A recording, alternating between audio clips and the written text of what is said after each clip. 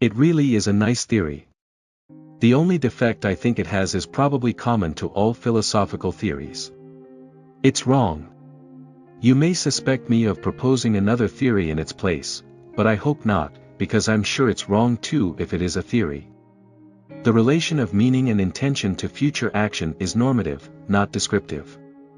I don't have the prejudices many have today. I don't believe in a naturalist worldview.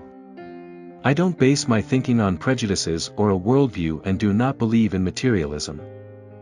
Logical investigations can obviously be a useful tool for philosophy. They must, however, be informed by a sensitivity to the philosophical significance of the formalism and by a generous admixture of common sense, as well as a thorough understanding both of the basic concepts and of the technical details of the formal material used. It should not be supposed that the formalism can grind out philosophical results in a manner beyond the capacity of ordinary philosophical reasoning. There is no mathematical substitute for philosophy. Let's call something a rigid designator if in every possible world it designates the same object, a non-rigid or accidental designator if that is not the case. Of course we don't require that the objects exist in all possible worlds. When we think of a property as essential to an object we usually mean that it is true of that object in any case where it would have existed. A rigid designator of a necessary existent can be called strongly rigid.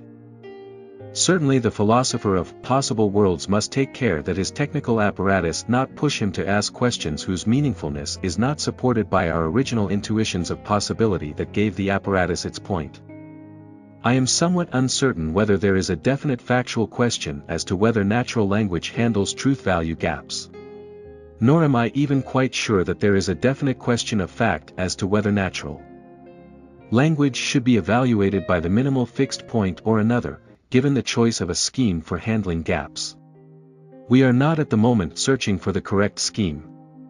In fact, of course, I hold that propositions that contemporary philosophers would properly count as empirical can be necessary and be known to be such. I just hate sitting and writing. I had to do that in school.